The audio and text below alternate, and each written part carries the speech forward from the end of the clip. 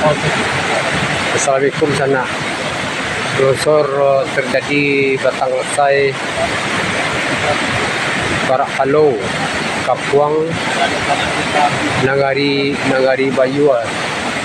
Pas tepatnya di Sawali.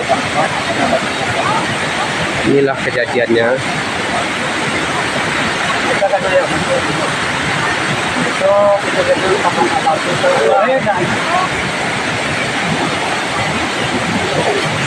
Ini warga yang pertama. Kau pun paling kanan, maghrib kau boleh di jalan ini. Kau tambahin gitu. Kau nak kasih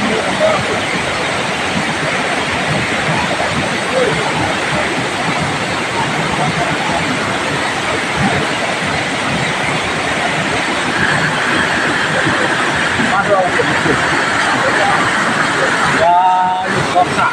Nah, tapi yang di bawah itu hancurnya itu di bawah.